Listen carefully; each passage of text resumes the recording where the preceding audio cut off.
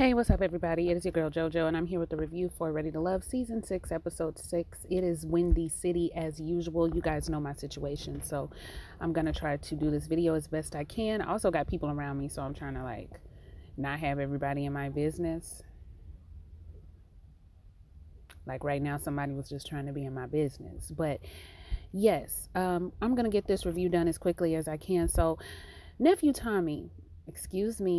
Tyler Perry thought he was being real clever, talking about if your foundation failed today, who would you want to build it back up with? It's time to look at your second. I was like, shut up.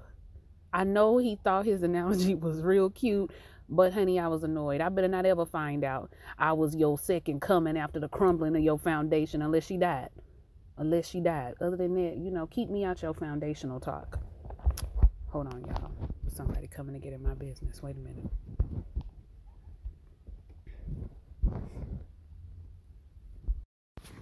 All right, I'm back. So, the people are going to go out with their second options. Tori said he ain't had no second option. But they're going to pick their second option. So, we have Eric and Carmen going on a date. Carmen shows up, thick per usual, and her and Eric are an interesting pair because they have history. They're friends. They've had the opportunity to get together before. They both kind of speak in the tone that they've always wanted each other. They've always been interested in each other, but maybe they didn't want to rock the boat of the friendship, or there were always other people in the way. There was a lot of cryptic talk about some people were holding on too long and some people are in the way too long, and maybe I needed to scoop in and just take your hand and say, no, I'm the one, whatever. They didn't get together when they could have got together. So now they're seeing this as an opportunity for them possibly to get together. But they know so much about each other. So when they're on the date, Carmen is asking about his other connections. Personally, I don't think it should have been discussed, but because they are friends, I guess they're used to having this rapport with one another where they talk about who the other person is dating. But if you guys are really going to be interested in each other, maybe not have this conversation, especially not when somebody who is probably as competitive as Carmen is, because she does seem to be not competitive, but I'm the best woman for the job, and you definitely need to see that type of energy. So Eric, who I also was annoyed with, talks about how he does like Thekia. He's still interested in Thekia, but about a date they went on where she leaned in for the kiss and he obliged. Carmen asks how did he feel about that, and was he saying that he thought it was too forward? Because he had to be bringing it up for a reason. So why was he bringing it up? Was he bringing it up because it was something that he did not want her doing? He did not expect her to do? Did he feel like it was too easy for him? What was it? So Carmen is going in on the whole of men are going to be men. If you're going to give it to them, they're going to take it. And Thekia is a desperate woman and she gives off desperate energy. Why do we have to throw other women under the bus to lift ourselves up? I just don't understand that. You could have just said, it wouldn't have been my move, but some women are more for it than others. And see, one thing about this whole, I don't know when it happened, but all of a sudden, if everybody with a vagina decided they were going to teach femininity classes, and everybody with the penis decided to tell you how to be masculine and be alpha. I'm not sure why or when it happened, but it happened, and it's a lot of it going on. And so for that reason, everybody looks at how a woman handles her femininity or how a woman handles her womanhood one way. They do the same thing with men. When you have to realize people are dynamic individuals. While yes, there can be a standard that can be set, we can't expect everybody to follow the standard. Every woman is not going to be docile and waiting on you to make the first move. There are first move women. I know them. I've met them. I've been around them. Am I a first move woman? No. And I used to judge other women who were first move women until I realized I was in no better position than they were. I was in the exact same boat, dating the exact same men, doing the exact same thing. So what did not being forward get me? The same situation.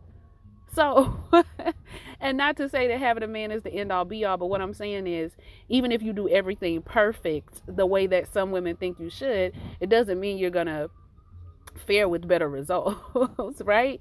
So I didn't feel the need for her to throw Thekia under the bus like that. Is it something I would have done? Probably not. I'm always worried about looking desperate. But if there was a moment that they were having, or a situation that was going on, I wasn't there. So maybe Thekia felt like it was something that she could do. But I just kind of wish we weren't always like harping on this one way that women should be, this one way that men should be, or this one experience that you should have. I heard a lady, she just did a video recently. I was watching her channel where she was like, femininity is what you use for people to like you and for people to embrace you, but your womanhood is who you are. And I think we need to start looking at people for who they are and not necessarily what strokes our ego. But that's another story for another day. Carmen believes she's the best woman for the job, and she wants Eric to know that. But my thing is, if both of you felt like you were the right people for each other, why y'all been playing games for this long? Y'all are not children, okay? But I guess I'll say the date went well. So we can move forward. Okay, the next date was between why was I about to say Sabrina? Tina and Demetrius. Their date was good. I was about to say Sabrina again. Tina lets Demetrius know that she was a little bit concerned that he might be giving off player vibes, to which he responded, why does it have to be a player? Why can't I just be a nice guy who is transparent? And therefore he does have people interested in him. She talks about how he didn't really speak to her at the beach house, so she wasn't sure if he was interested. There are a lot of ladies whose eye he has caught. Demetrius is a lot of people's type, despite the fact that you all think he looks like a certain popular YouTuber. I'm not going to say. If y'all scan the comments, you know who I'm talking about. But either way, she does say that it is her type as well. However, I like the way Tina is not playing him too close. Like, these other women might be hounding you, baby, but I'm not going to be hounding you. All right? Now, if you interested, but I'm not going to be hounding you about it now. But she lets him know, like, I don't know if you're a player or what, but he tells her that's not something he's interested in. He's interested, at the end of this, he wants a marriage. He's done the work on himself. He has realized his mistakes. He does not want to make these mistakes anymore. He wants a marriage with somebody. He wants a woman that's vulnerable. Vulnerability is important. He's been to therapy himself. It sounds like he just wants a good woman that is ready for marriage, and ready to commit to something serious. He's ready for somebody who has done the work on themselves and ready to do the work, because relationships are indeed work, which is true. Tina wants something similar. She says that she definitely wants somebody that's emotionally available. She has made that mistake before, and he will find as they have more conversation. And he was like, okay, so you saying we will have more conversation? And then when she said that somebody that she can have a future with, or if she can have a future with, he was like, oh, you can say it's me. So their date was actually funny, because it was like a little challenge back and forth that I thought was kind of cute. So yeah, I like to see the interactions between them. I actually enjoyed their interaction even more than I enjoyed the interactions between him and Sabrina. All right, so next we have Donovan coming through with the big three. He goes out with Thekia, Sabrina, and Carmen. I guess his best date to me probably would have been with Sabrina, with Carmen closing in at a close second. They didn't really show too much of interaction with him and Thekia. Just kind of seemed more like casual, just kind of getting to know you type of questions. But what we do find out about Donovan is that he is open to the journey of having children. I think more so for a woman who doesn't have any, like Sabrina. Sabrina's cool with him having children, but he's also open to the journey of not having children, sounds like, because he didn't seem to have a problem with Carmen not saying she wanted any more. And in all honesty, if I had children and they were 16 and 11, I would not want any more children. But that's just me. You guys know how it goes with JoJo.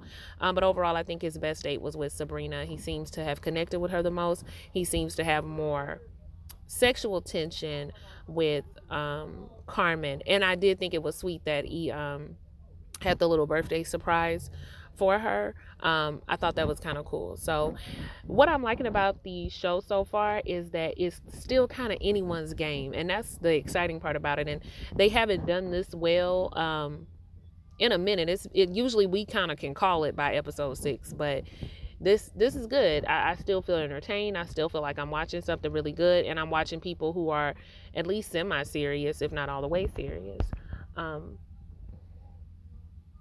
What's going on? Sorry, y'all. It's people around me, like I told you. But it was one more thing I wanted to say. Oh, Sabrina. He asked Sabrina, was there room for a new connection? Sabrina pauses and says yes. I don't know if y'all believe her, but I don't. I feel like she has her hands full already with Tori and Demetrius, and Donovan might be able to sneak in, but he's going to have to already be competing with the other 2 men who already have her attention. But she is sexually attracted to him, because she said if she would have had a little bit more to drink, she would have went home with that man. And I said, girl, it's time to go. I know that feeling. Once she get the throbbing, girl, grab your purse and head on for the door. All right, next we have Thekia and Clifton. Lots of sexual innuendos there, and conversation between the 2 of them. You can tell they really like each other. I don't know if, I think he has a different connection with Joy that's a little, maybe less, I won't even say less sexual, but a little less lusty, if you will. But he does still have a connection with Thekia. They talking about gag reflexes and all kind of stuff as he's feeding her the oyster in his sexy time. But one of the things that Clifton wanted to find out about Thekia was if she could take her business hat off in her 9 to 5, because she's a business type of person. She does it all. She dances. She got t-shirts. She do an engineering thing. And we find out she is an adventurous person. She likes to skydive. There's trips she wants to go on. There's things she wants to do. There's games she wants to play. And so he's really relieved to see that other side of her. And she tells him, like, there's more to me than meets the eye. I just like for people to know that. And now that he's kind of unlocked that, he seems to really, I guess, enjoy her a little bit differently. So they might work out. Now, this whole date with Paul and Joy, you know, it's just a friend date. Even Joy says it. Joy's locked in on Clifton. I don't think she has any other connections, so I'm not even going to spend a lot of time talking about their date, because it's not worth talking about, because there's nothing there. Okay.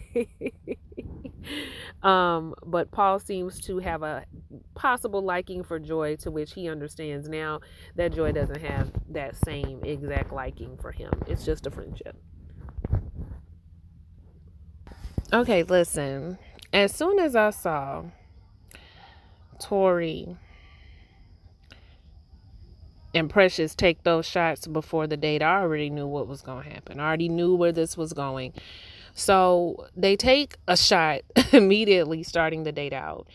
And he wants to know what makes Precious tick. Well, that turns into a conversation about would they be better as friends or sex friends or lovers. And then there's a conversation about some kidneys being rearranged. It's not the first time that Tori has mentioned this. Tori, no. And Precious, if you are uncomfortable, speak up. And I could tell at moments that you kind of wanted to move the conversation to a more serious manner, but then you just kept going along with it. Girl, don't do that. I've done that before because I didn't want to look like the stick in the mud. Girl, don't worry about what these men think about you. They're going to think you a hoe regardless. So you might as well just go ahead and set your boundaries and keep it moving. And on a side note, Precious is a beautiful woman, but I think it needs to be said that we hate that wig. We hate that wig. We hate the texture of it. We hate the part. We hate everything about it. It's not doing anything for her. But anyway, as they continue to date, she tries to move on from the kidneys and him talking about his baby leg and try to move into the conversation of what her intentions are. He orders another shot and then proceeds to kiss her. And she can't control a grown man's behavior, but she could definitely say, listen, I'm going to set this boundary right here for myself. For my own self, this is the boundary that I'm going to set for me. Now, what you do and what you say don't have nothing to do with me. But I'm going to set this for myself. I'm not going to keep taking shots, and I'm not going to keep talking to you about this. All right. So they seem to have fun together, but that's it. And Tori just, it seemed like, maybe he just want to get some from her. And I hope she didn't oblige. I really do. Moving on from that date, another date was Ace's and Bigvern's date. Bigvern took Ace out as his second option. Why does he think Ace is his second option instead of his only option? Does anybody understand why he thinks that? But anyway, Bigvern takes Ace out as his second option. He bought her some lotion. He's rubbing the lotion on her. It didn't seem like sexy as he thought it was going to be. It just kind of seemed like, eh. But he's rubbing the lotion on her and they're talking, and I guess they're having a good time, a good date. Ace says that she knows Vern gets a bad rap for doing too much and talking too much. However, she does feel like he's a giver. She does feel like he understands her love language. I said, boy, we should have never gave y'all that love language book. Y'all know I say it all the time. But no, it's a good thing that people are using it. And, he's a giver. He understands her. And she thinks that she can be heard even in the midst of his more boisterous ways. So, yeah, I guess we'll see what happens with them. But the fact that he took her out as his second option really blew my mind. Did it blow yours? Okay, so the men meet up because they have to decide who they like and who's going home. So it's the usual. I was feeling this person. This date went like this. And I found some surprises from this. I'm not even going to rehash that part. But what I am going to say is, Bigvern is talking about Ace as if he already bought the ring. He already see the white wedding. And that's probably because Ace really is his only connection. I don't know who Bigvern thinks he's connected to. In addition to that, he decides he wants to give the gentleman some advice and say, if you want somebody, you need to go after him. Donovan say, I don't need no advice. And I think Demetrius feels the same. So they get to going back and forth in this little squabble, and nephew Tyler Perry is like, oh, I wasn't expecting this. But Donovan said he just got there. I don't need nobody telling me to lock in. And Demetrius say, well, yeah, that's your opinion. That's what you gonna do. But don't nobody need your advice, bruh. Thank you. So Bigvern is, I'm just saying. He's always just saying. So the guys, you could tell, don't really be feeling Bigvern like that. Then they decide that Precious might be one that's not quite ready. I think Carmen's name had came up for just maybe one or two people, but not on the heavy tip. Precious came up. Joy also came up. So they go to the end dates, and Joy goes out with Demetrius and Precious goes out with Clifton. Joy is talking to Demetrius, and Demetrius is asking, is there something between us? Is there room for more? Basically, the fellas feel like you're already locked in. And Joy says, listen, I'm tired. All right? I'm tired of the interrogations. I'm tired of being questioned. I'm tired of all of this. Eventually, yeah, I am going to start weaning some of y'all off, but there's nothing that anybody's going to do or anybody's going to question me about at this point, probably, that's going to change my top people, just given where we are at. And do y'all know, now I thought Joy was about to get eliminated. But I'm going to tell you, when I tell you that Joy flipped the script so fantastically, I said, Joy, it's not the lady's turn to eliminate. It's the gentleman's turn. She flipped it so good that even I was sitting there watching it thinking, what the hell just happened? She turns around and asks Demetrius, I mean, are you interested in anybody? Or are you just here to play games? What are you here to do? And Demetrius is just like, well, yeah. I mean, I think even he got turned around. I'm interested in somebody. Well, it don't seem like it. Are you really interested?